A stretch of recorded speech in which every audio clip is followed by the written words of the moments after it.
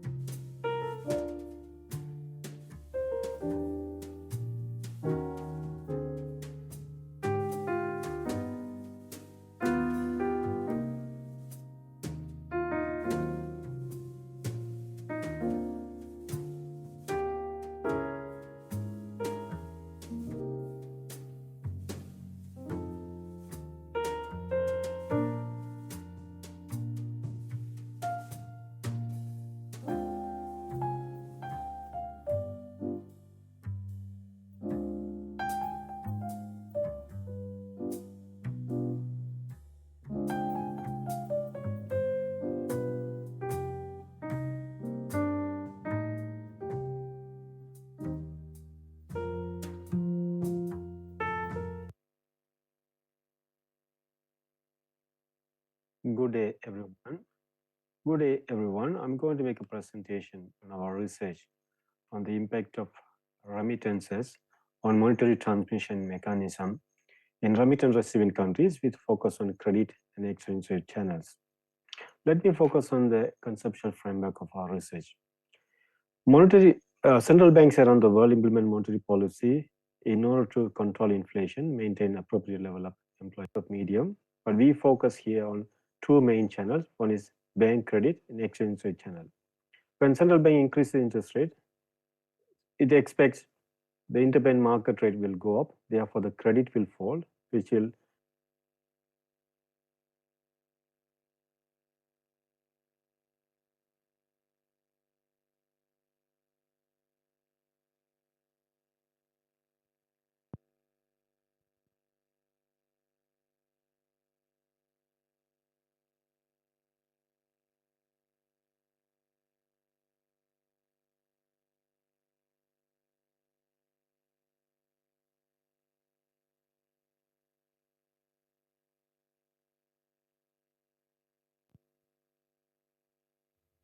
Good afternoon, ladies and gentlemen.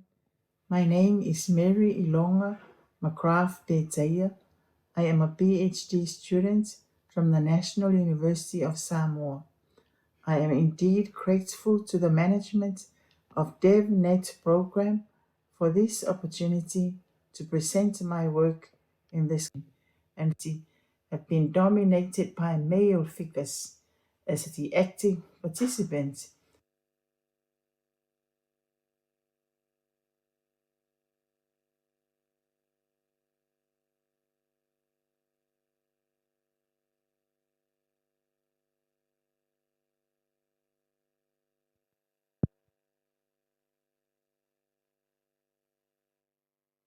All good? It's all good. Right, let me give you a USB drive there. Thank you.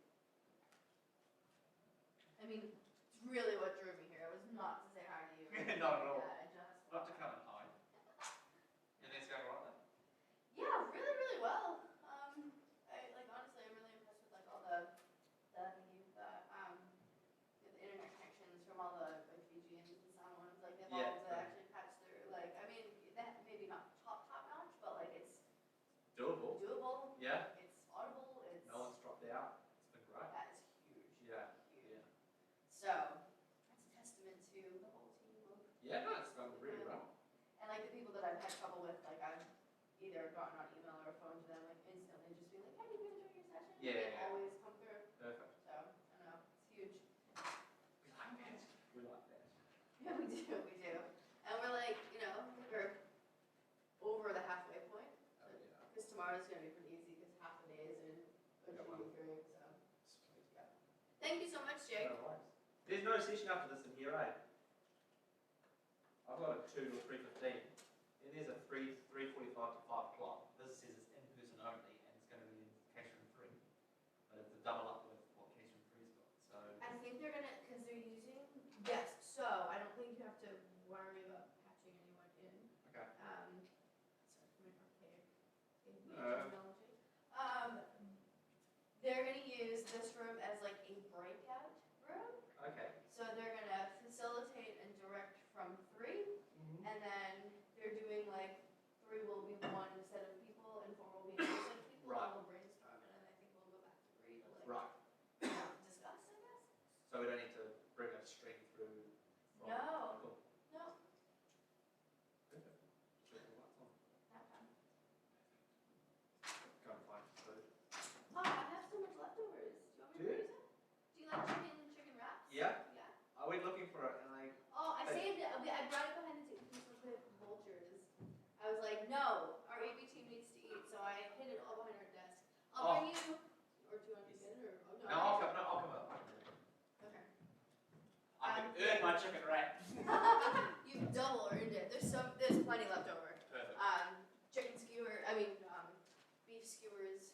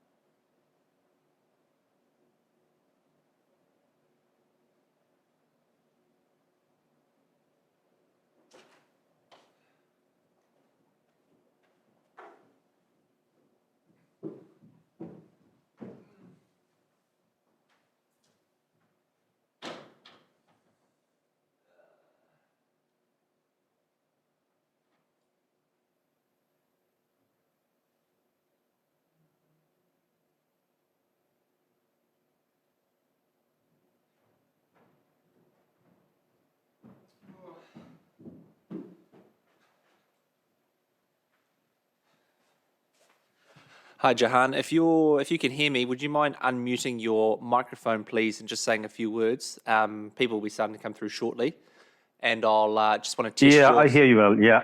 Okay, perfect. I've got your recording all good to go.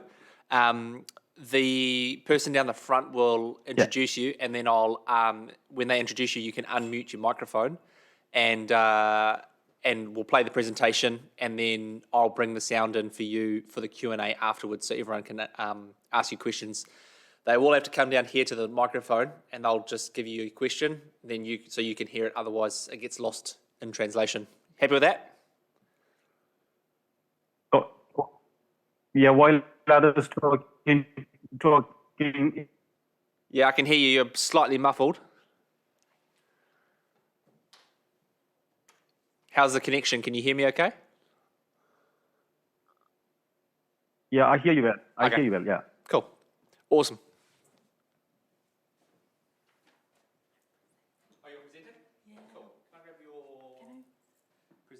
Can I see my speaking point here? Or I can't? You will see the slideshow that's up there. You will Okay. see it here. Okay, On that so one there. just that. Yeah, Okay. yeah. Is it okay if I Yeah, just it's fine. Okay. What you'll have is your clicker as well, and that will push through all your left and right as you go. Thanks.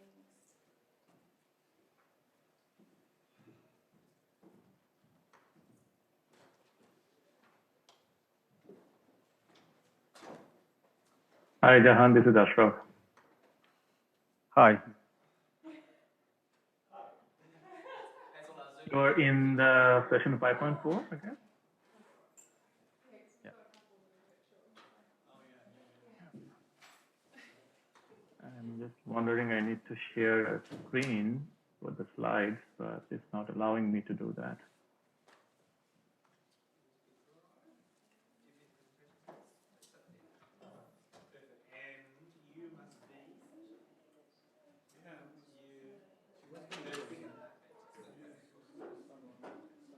We've got six persons that can't actually catch flights. So we're going to put them up first. How many students?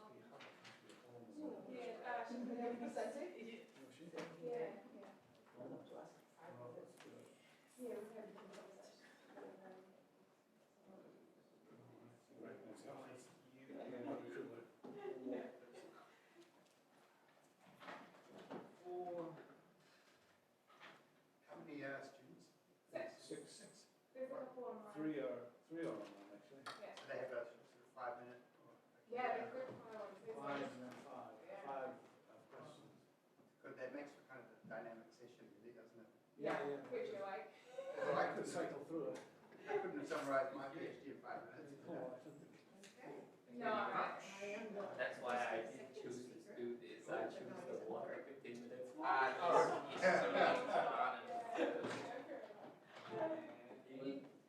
Yes, so I'm working on climate change migrations, which I will be presenting tomorrow. It's that one. Thank you. The only Yes, one I could yes. find. That's He's my Yep, he's my fellow. Why is that?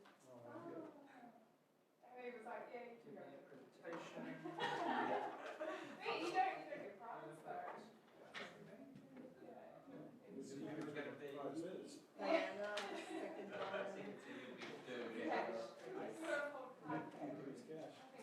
So click at the front. I could win 5 minutes. Everyone points to the screen. The slideshow's going to begin. So point to it'll give you Are you interested in the last one? I should probably put that out. Yeah. Just remember that. So you set it up and I just click it. Yep. So Yeah. Fine. Leave it on during the Q&A. yes, so I'll have to Awesome. words.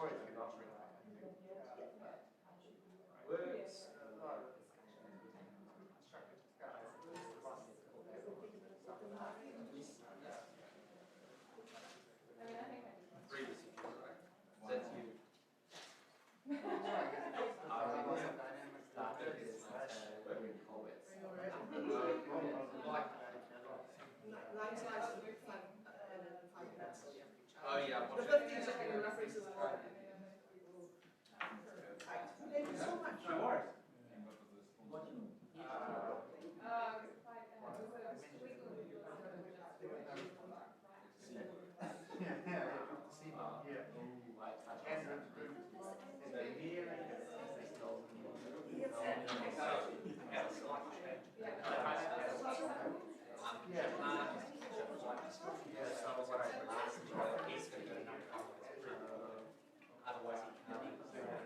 Right. So we put them on first. This is one so the outcome.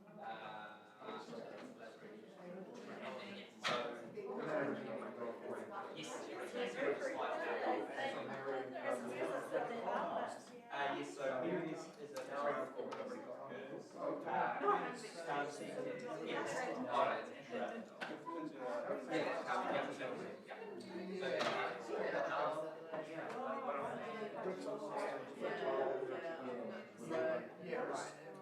so Ashraf, she's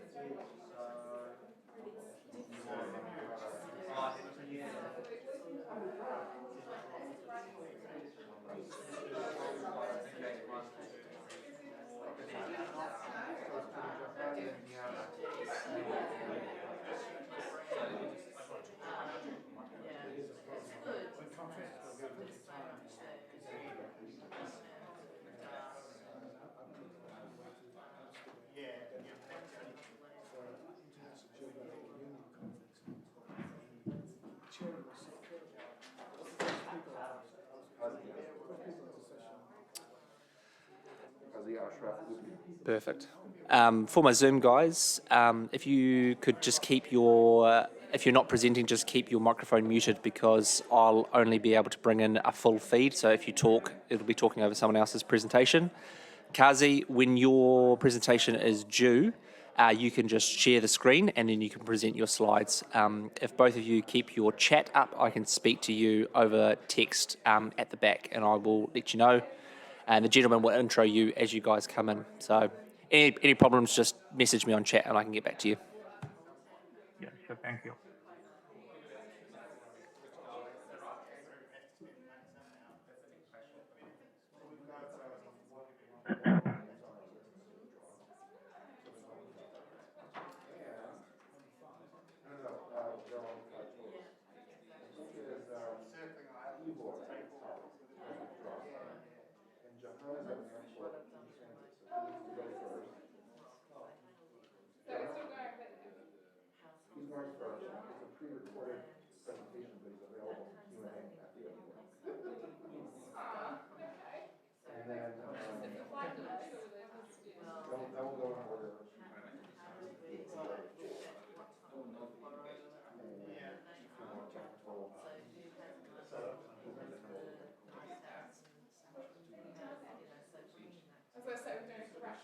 Yeah.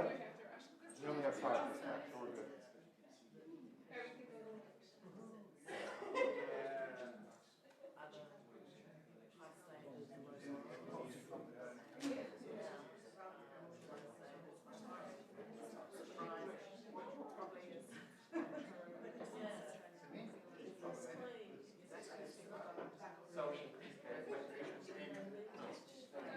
That's not fair to the first session.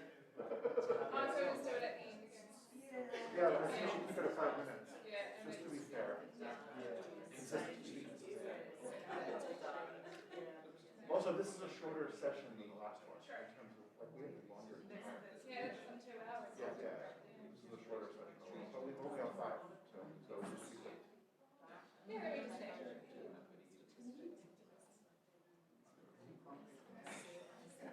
We're good to go. Kia ora. Thank you for coming back for part 2 of our PhD student session. There's a slight change in the program.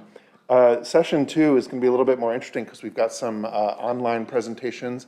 And our first one is going to be, there's a change in the order as well. Jahan Abdul Rahim sent us his presentation as a recording, but he's available for Q&A in transit at an airport. So he has to go first because he's got to catch his flight. So The same format applies as earlier in the day, and so we're going to watch Jahan's recorded presentation, and then we have him for 5 minutes of Q&A after we listen to his recorded. Can you do the sequence for us, please? Yeah, Jahan is first, but he appears as number 6 on this list here. And then Ivor, who's at the top, has withdrawn. So we only have 5 total. And then we go to Deanna, Anawait, Mary, and Kazi, okay?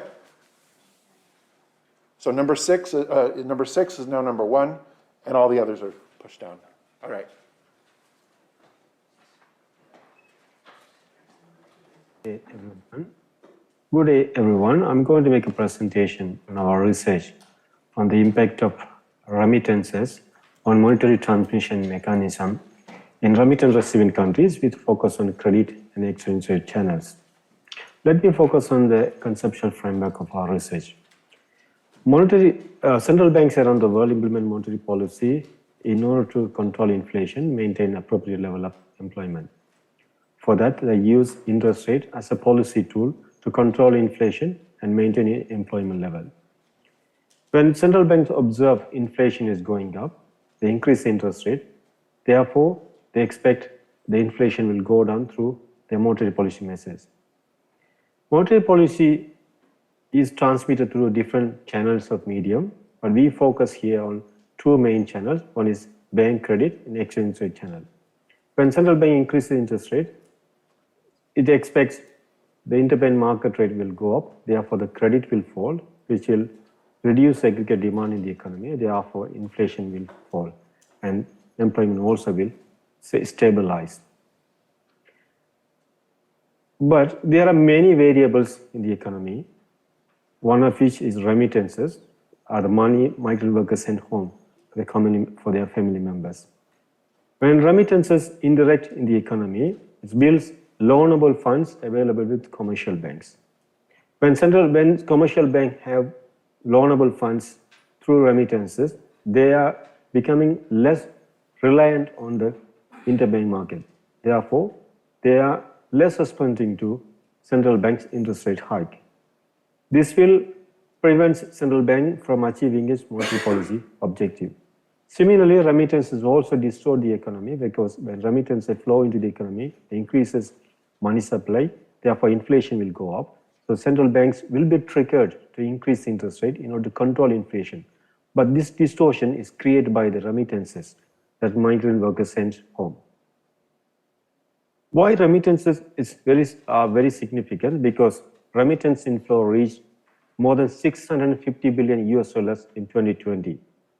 Global remittance inflow were only 0.3% of global GDP in 1977, and it gradually increased and reached 0.8% in 2020. And remittance inflow alone in low and middle income countries surpassed the official development assistance and foreign direct investment.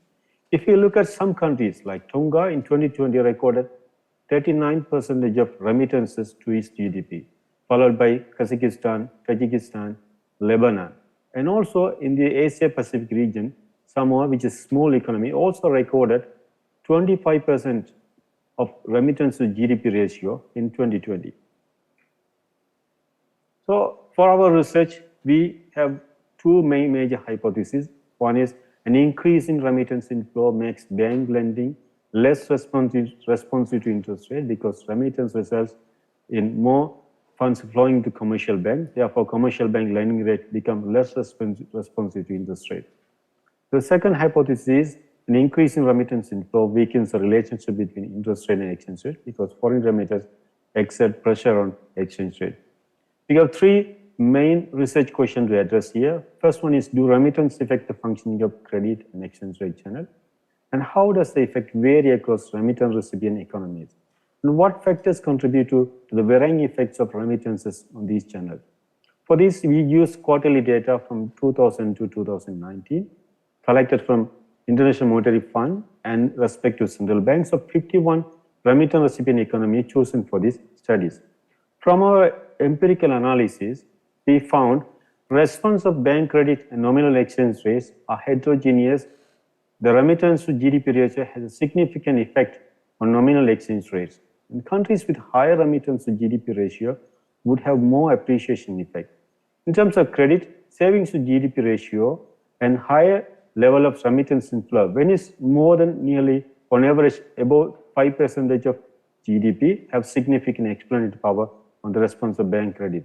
Therefore, in countries where savings to GDP ratio, remittance inflows are high, remittance may have significantly affect the bank credit channel. Based on this finding, we propose two policy recommendations. One is providing government bonds with premium for remittance-based deposit, which will insulate the monetary base. At the same time, will also attract more remittance into the economy, but without affecting the money supply. The second one is increasing reserve requirement for commercial bank. Therefore, it will eliminate the excess loanable funds available with commercial bank. Thank you very much.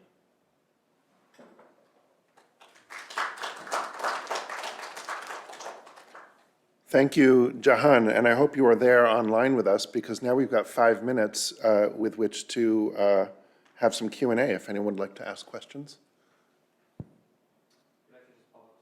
Sure. Or I can repeat the question.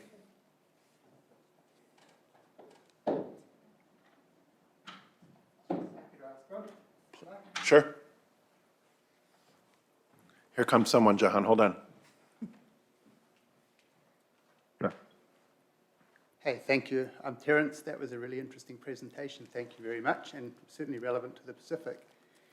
I was wondering if there was any evidence, though, of remittance inflows actually impeding Reserve Bank's ability to fight inflation with monetary policy. So you show some of the links in the chain, but did you find any evidence that there was actually some sort of policy-relevant impact at the end?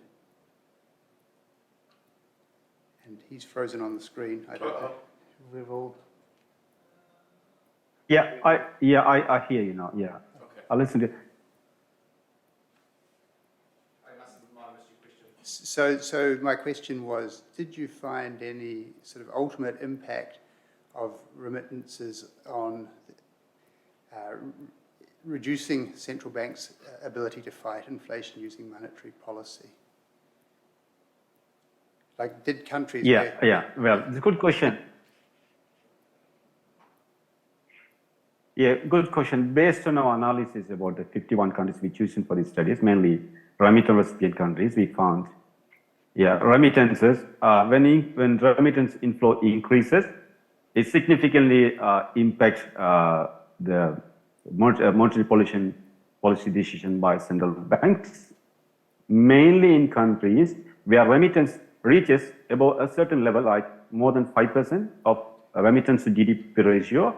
In that scenario, it's likely to have an impact on these two channels. One is credit, because when remittance reaches above 5% GDP, as well along with, and follows, especially flows into the bank. Like remittances flowing into different channels, but especially when it flows into the commercial bank channels, it builds up funds. So we found the evidence. This will have a significant impact on countries when remittance reaches about, on average, 5% of GDP. Okay, excellent. Thank you. You're welcome, yeah. Are there any other questions for Jahan? Yes? Sorry, you can maybe repeat it. In terms of the countries that were surveyed, were there any in this specific region that crossed that threshold, or that 5% threshold specifically? Jahan, the question is, for out of the countries that you surveyed, were there any in the Pacific that crossed that 5% threshold that you just mentioned? Is that correct?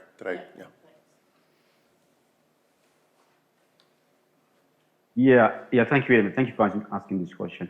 We found a number of small economies in the Pacific region, especially, as I mentioned, Tonga and Samoa.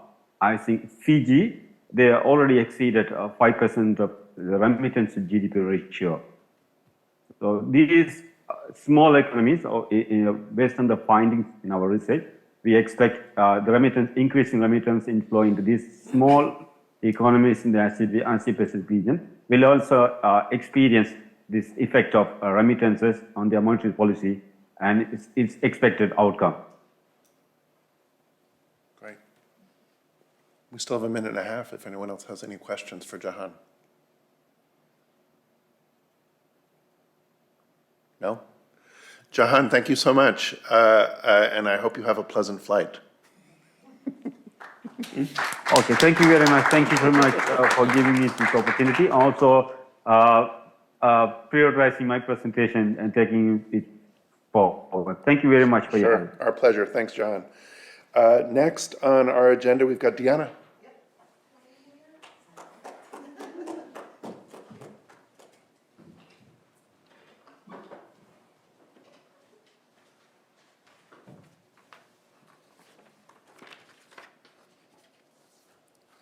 Yep.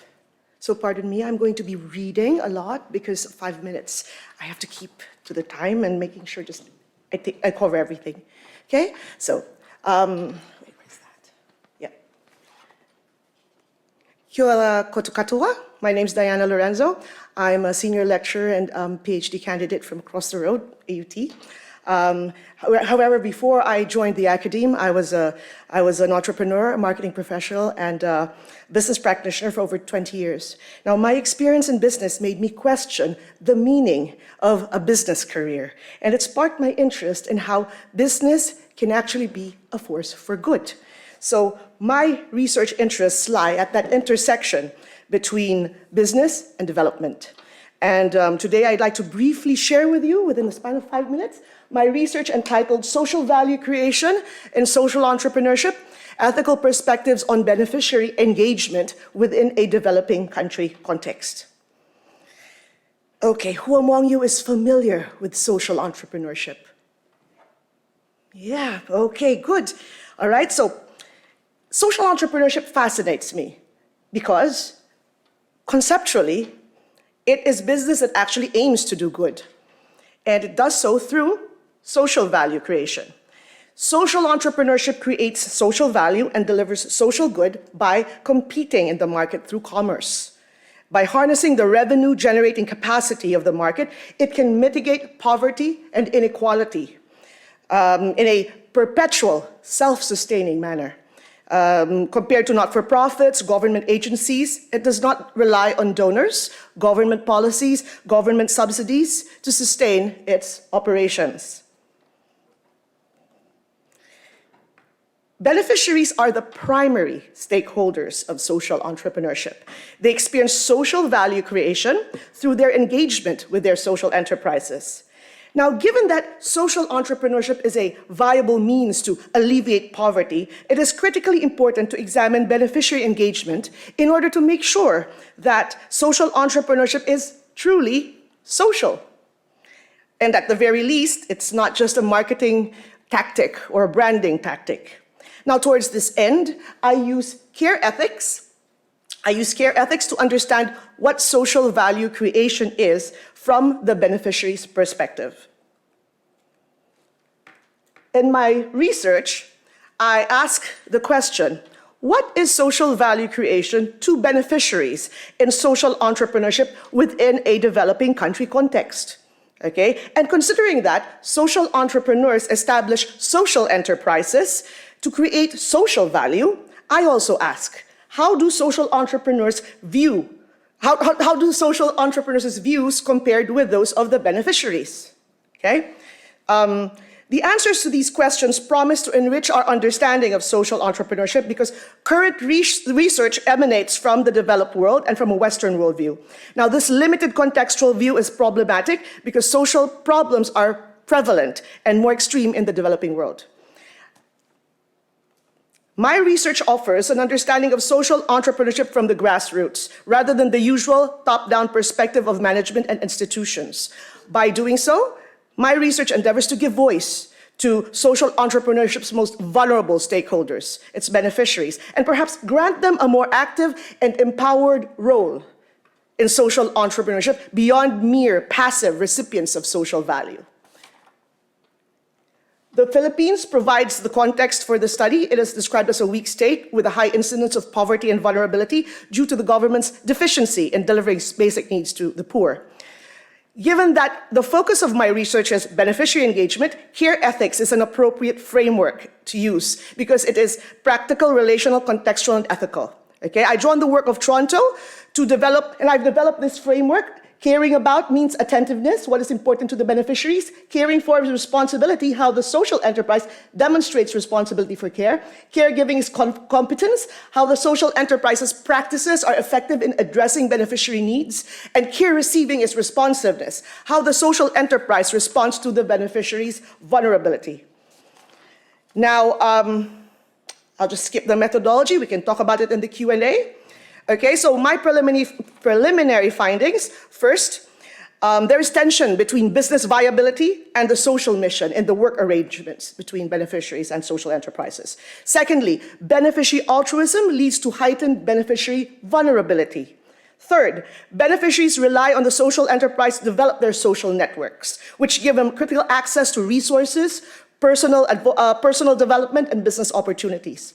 Fourth, both beneficiaries and social entrepreneurs care about building meaningful relationships. Can I just have a wee bit more time? I just have 2 sentences. Beneficiaries value work-life balance, safe and harmonious community relationships based on trust and respect and fellowship, and the opportunity to connect to diverse groups of others, because it enables them to widen their worldview and realize their potential. But another important thing I've found is that these social entrepreneurs also are vulnerable because they show such strong commitment and empathy towards their beneficiaries. It makes them vulnerable to the grim, harsh, and corrupt reality of poverty and to the personal trauma that actually occurs when the beneficiaries react adversely to their leadership and their initiatives. And with that, I end my presentation. Salamat, nga mihi, thank you. Questions? So we have 5 minutes for questions for Deanna. Well, we will let you set you up to explain the methodology. Would you like? Yes. Cool. Okay, I just wanted to make sure I covered the findings. So I used a qualitative inductive approach using theory building from case studies of Eisenhardt. I used a multiple case study methodology. So each case represented an episode of beneficiary engagement, okay? So I chose 9 beneficiaries who work for for-profit social enterprises, as well as social entrepreneurs who have established or are managing social enterprises, also for-profit social enterprises, by the way.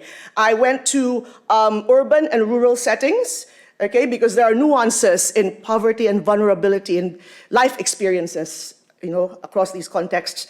And I also use socially sensitive research methodology involving vulnerable people. So I had in-depth interviews with semi-structured interview questions. And also I used the photo voice method, which is very interesting, okay? And lastly, and this is what I was talking about earlier, I used ethical research methods that are relational, reflexive, and mindful, for a researcher approach that is relational, reflexive, and mindful when I approached fieldwork. Okay, and this is the paper I wrote that actually speaks to that I was talking about earlier. So that's it. Yep. And I can show you if ever you're interested. Yeah, that's the one I was talking to you about, procedure versus practice. So there was a gap I realized in my experience of doing the research. There was a gap between what our ethical committee wanted me to do and what I thought as a local person from the Philippines should be done in conducting research and fieldwork and engaging with beneficiaries, well, and the social entrepreneurs as well. So, yeah. Other questions? How do you approach them? Sorry, which one? Who, the beneficiaries? So, because I've been an entrepreneur in the Philippines for 20 years over, and I do have networks. So I know a number of social entrepreneurs. So just asking around, and I do know people in development as well. And so Philippines is a very, very personable people. So we like that whole human interaction, the personal touch. And so I visited them. First, there's an intermediary who says, "Oh, can she visit you?" But you see, I'm from there. And so I can sit with them, I can stay with them, I can just hang out with them, and it's not... And this was what the ethics committee couldn't understand. You know, I know them, these are me, I'm one of them, you know what I mean? Albeit there is a power dynamic there, difference in power and, you know, social status. But then again, I am from there, and yeah. There's one more question in the back. Thank you. Yes, another Filipino. Salamat. Mabuhay.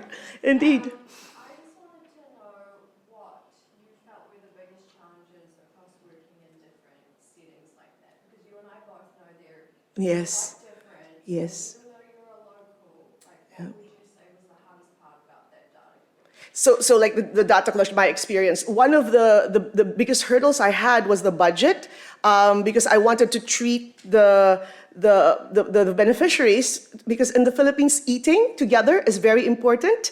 Okay, it's cultural and it just shows respect. Yeah, you agree? So in this one, the ethics committee couldn't understand, and they actually questioned me and said, "Aren't you like making them biased by sort of treating them?" And then I'm like, so it's a different perspective altogether. It's a very top-down perspective. Treating them will make them biased. I'm like, they get out of their work, they come to me, they sacrifice their time with their families, and I can't even like treat them to a meal. See, I was only allowed coffee or tea. I know, right? So I was questioned. And then another one was the photo interview, the photo voice method, which I mentioned earlier. So I wanted to use camera phones for them to take photos, and we can talk about the photos that they've taken. It addresses vulnerability because they are the ones who determine the agenda of the conversation if they take these photos. But the ethics committee was saying, oh, you're going to bribe them with a cheap camera phone, and then you're going to violate their privacy and all. But then again, Filipinos, we like selfies. We like taking photos. We're happy people. You know, I could be here and take a photo with you guys. I'd be happy. Yeah? So, yes, that's just those are some of the differences. But do read my paper. Huh. Yeah, it's a narrative. And I cried writing this paper. I enjoyed writing it very much. All right, thank you. Thank you so much. My time is up. Thank you. Thank you so much, Diana. Next on the agenda is Anawait Matradadra. Please.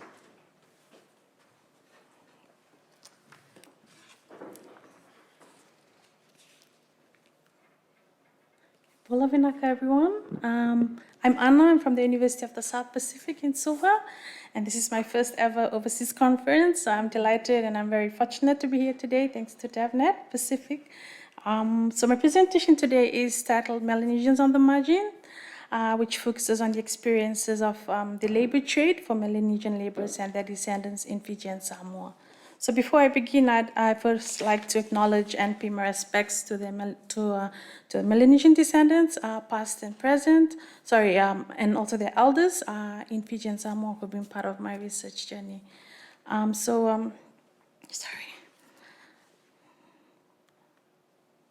my research is a comparative historical study of Melanesian communities in Fiji and Samoa, and these communities are descendant from Melanesian laborers who worked on colonial plantations in the Pacific in the 19th and the early 20th centuries. And the labor trade, it emerged from early European trading networks in the 18th century through whaling and trading ships. And while some recognized the good value of these islanders, some took advantage of these islanders because it was either voluntary recruitment or it involved kidnapping and illegality, which was known as blackbirding. Yeah? So Pacific Islanders, they participated in the trade for a variety of reasons, like acquiring luxurious commodities, trade goods, the ability to travel and to escape local quarrels or punishment. It also offered young men convenient escape from monotonous and dull village life, and also connecting them to the outside world. So as a result of intensified plantation economies and trade, European settlers and recruiters, they turned to population-rich islands of the Western Pacific, including the Solomon Islands, Vanuatu, New Hebrides, and New Guinea for laborers to serve the needs of British planters in Fiji and near Queensland, and also the German planters in Samoa. So from 1864 to 1911, an estimated 27,000 Melanesian laborers were recruited for Fiji. They arrived 15 years before the arrival of the Indian indentured laborers in Fiji in 1879. And for Samoa, there was an estimated 10,000 Melanesian laborers that were recruited between 1878 to 1913 to work in plantations in Samoa. And the Melanesian laborers were believed to have originated from the New Hebrides, Vanuatu, Solomon Island, and Buka, which is autonomous region of Bougainville. Melanesian laborers, they worked on colonial plantations in Fiji and Samoa, and they have been given different names over time. For Europeans that orchestrated this trade in the 19th century, they referred to them as Polynesians.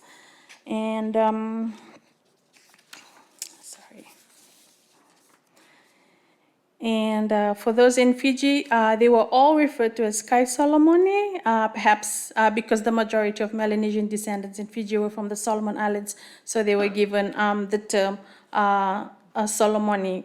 And in Samoa, they were called the Kanaka or Tangata, or also the Otamauli, which loosely translated to black boys or black or dirty, which has a negative connotation. And those descendants of Melanesian laborers that stayed on and married Samoans, they prefer the term Au Solomona, which means Melanesians of Solomon descent living in Samoa.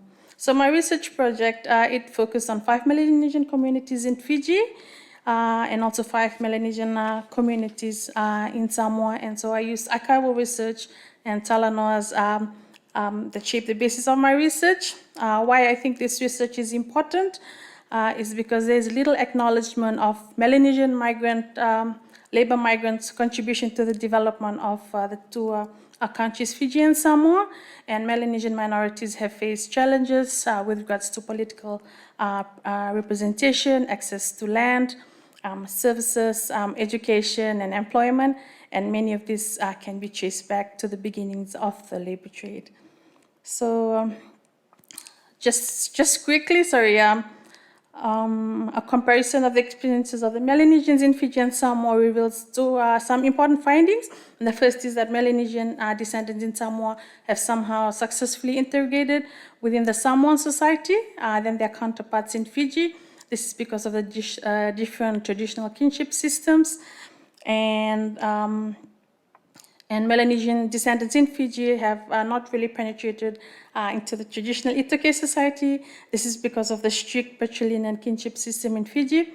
And although they have lived alongside the Itoke Fijians for long periods, they're not recognized as the same way as the Itokes in terms of access to land, education, and commercial opportunities. And accessing land has been one of the major issues for both the communities, especially for those settlements close to urban centers and their living conditions. It also differs greatly depending on where they live and how they find employment and education. So in comparison, I'd say that Melanesians in Samoa have somewhat successfully adapted to the Samoan traditional society because they've acquired chiefly titles and political recognitions through intermarriage, but not so much for those in Fiji. And most of them, they accredit the Christian churches in Fiji and Samoa as central to their community's development and prosperity. So yes, thank you.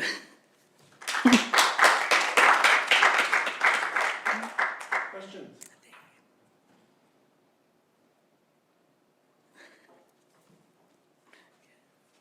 I'm sort of familiar with quite a lot of this work, Asanati and Oh, various others, but I'm just wondering what's new. I haven't quite picked what's different about what you're doing from what those earlier ones you referenced. Okay. And Malam, Marseille, and so on. So there has never been any studies done on, a comparative study done on the lives of the minority Melanesians in Fiji. There have been studies done on Melanesians in Samoa and Melanesians in Fiji, but there has never been any study sort of to compare their status now as minorities in Fiji. So I'm hoping to sort of bridge that gap. And, yes. Hey, thank you for a really interesting presentation. I was wondering, what sort of advice would you give to the government of Fiji about how it might be able to help with the minority of people living there, descended from Solomon Islands or other parts of Melanesia? Okay, sorry. So I had this up, but so this is some of the aspirations of Melanesians.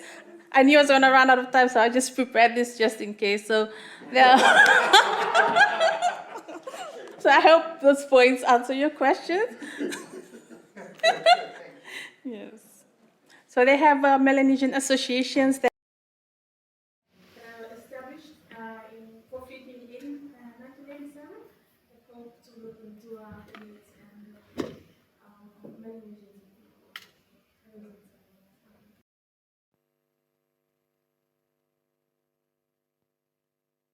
Any other questions?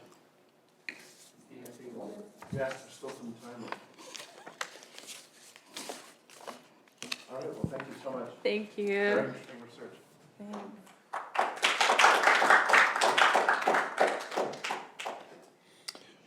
We have one last presentation by Qazi Ashraf. All Is it okay now? So feel free to begin, and the clock starts now. Okay. Hi everyone, this is Qazi Ashrafuddin. I am joining from the University of New South Wales, Sydney. So before I begin, I would like to show my respects and acknowledge the Bidikal people, who are the traditional custodians of this land where I'm joining this conference, and to elders past, present, and emerging. The title of my presentation is Religious Rehabilitation of the Hijras, an alternative transgender integration model in the Global South. So now the question is, who are the Hijras? I'm just giving a brief description of the Hijras and the context. So in Bangladesh, Hijras are the male-assigned, female-identified individuals who were officially recognized in 2013 by the Bangladeshi government as the Hijra sex or third gender. Culturally, they are the victims of transphobia, and they are also often mocked and are subject to violence in public space. So what is the context of this present project, which is a work in progress of my doctoral project? The Hijras are marginalized from mainstream education system, both secular and religious, and due to perceived stigma, they are deprived from most citizenship rights, education, health, employment, etc. They are denied their rights to access to formal economy and hence earn their living through informal means, such as sex work, collecting money from marketplace, and performing in different rituals. In 2020, a non-government initiative was taken by a private foundation in Bangladesh to include impoverished Muslim trans women Hijras into the private-funded Islamic theological education system. And this initiative has spread out to some 40 Islamic schools across Bangladesh with some 1,000 students. So what this project is looking at, this is a work in progress, which is part of my broader doctoral project. And as this is a work in progress and it's still in its initial phase, I inquired into how the notion of respect is embedded in the Hijra's moral and therefore social status, and what are the impacts of such moral economy on Hijra life. So as for the theoretical perspective, Durkheim's functionalist paradigm of religion is what inspired this project. However, functionality of moral institutions like the Hijra Islamic schools requires an understanding of the moral aspects of shame and respect in shaping the Hijra subjecthood in Bangladesh. Therefore, Southern ethnographic scholarship is important. I drew on both Gayatri Reddy and Liz Mount's ethnographic fieldwork conducted on South Asian Hijras that put emphasis on respectability or izzat in local language as a qualitative currency of moral worth that can be earned through certain religious and moral actions and performances, and therefore can be traded to upgrade the Hijra's position in the moral ladder of Hijra value. As for the method, till this date, my preliminary methodology comprises the analysis of media report on the third gender Islamic schools over the last 2 years, and the scoping conversation with the organizers involved in this project and also the Hijra students attending these Islamic schools. I haven't yet conducted any formal or semi-structured interviews. So now, what are the primary findings? As you can see here, just a second. Yeah. So the attachment to, so these are the primary or expected findings of my research. The attachment to institutional religiosity in Bangladesh elevates their social acceptability in public or cisgender sphere, And there's a moral economy of religious education in Bangladesh. And such respectability earned through different religious practices. It endorses their easier access to economic means. And at the same time, there's a gradual process of destigmatization of hijra rituals, especially the funeral rituals. Previously, the hijras were not really given any proper funeral ritual because of the stigma. Even the cisgender clerics denied their funeral rites. But now, because of this educational system they're embedded in, he just started to perform different funeral prayers for their own community members, and also the cisgender clerics, they started to give funerals to them. And also, I'm also expecting the emergence of different hijra religious professions, such as hijra clerics, hijra imams, so on. And they are also developing some sort of cultural networks through different cultural programs and associations where they organize different religious chant competition, Quran recitation, call to prayer competition, and they're also involved in different humanitarian actions such as COVID relief and so on. So at the same time, we're also finding a kind of socialization between transgender and cisgender people in Bangladesh because of this project. Yeah, that's all from my side. Thank you. Now, if you have any questions. Thank you so much. We've got 5 minutes now for questions for Ashraf.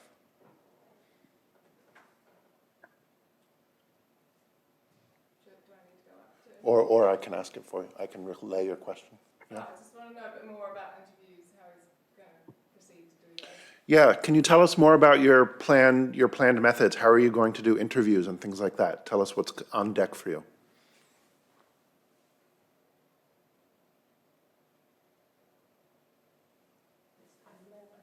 Sorry, I think some of the sound was muffled.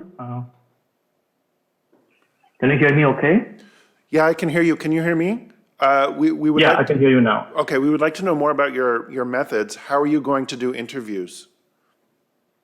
I already applied for ethics approval from my university, and I got the approval just last week. So I'm going to do some extended in-depth field work with some interviews, especially the narrative interviews, and mostly semi-structured interviews, not really the structured interviews. So there will be some focus group discussions as well there. And for the social behavioral pattern, I would be conducting some participant observation in the field. So the field work will start in 1 month's time from late January, and I'll be going to Bangladesh for a 6-month field work there. The ethnographic field work. Yeah. Thanks. Great, and congratulations on your ethics approval. That's a major achievement. Any other questions? Yeah. The ethics approval and how long that took. Would you like to tell us a little bit about your ethics approval, the application, how long it took, what some of the issues raised were? Yeah, sure. Thank you. That's a very important question which has been impacting my life over the last 6 months. Yes. I've been preparing for this for about 4 months and finally submitted my application in November 4th. Some of the questions raised by the Ethics Approval Committee was mainly concerned about the risk factors and also any psychological impact or harm that might be caused to the hijra community because of this. So I have to address this, and to address this, I have to give them some risk management mechanisms. So I made a kind of record that might be a nefarious record. There were 47 review questions asked on this ethics, by the ethics committee, and previously the record was 42 questions. So I had to address all those questions. Most of the questions were about the methods. Yeah. And finally, I got the approval last week. That means it took me around 1 month and a half, the process. But the mental process it took about 6 months. All right. Again, congratulations. Are there any other questions? Thank you.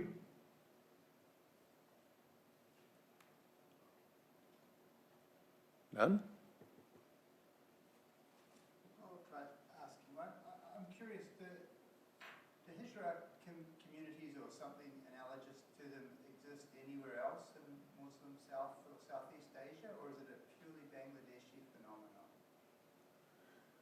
The question is the Muslim Hijra phenomenon specific to Bangladesh, or do we see this in other parts of South and Southeast Asia? It's mainly in Indian subcontinent, Bangladesh, Pakistan, and India. So it started in India, but because of the partition, we can also find Hijras living in some part of Pakistan and in many parts of Bangladesh as well. So I would say it's mainly a South Asian gender phenomenon. Yeah, and I can speak to my own research in Indonesia. I know of one madrasa in Indonesia for trans women. Yeah. But they don't use the label Hijra. It's a different label. Yeah. I think that's about it for time on the Q&A. Thank you for your patience and Thank you. really, really interesting research. So stay tuned, and thank you all. I think we're just about out of time anyway for the session. So I think I'm going to, unless there are any other outstanding questions, I'm going to call it, and we can head out for our tea break. Yes? Thank you all so much. Thank you.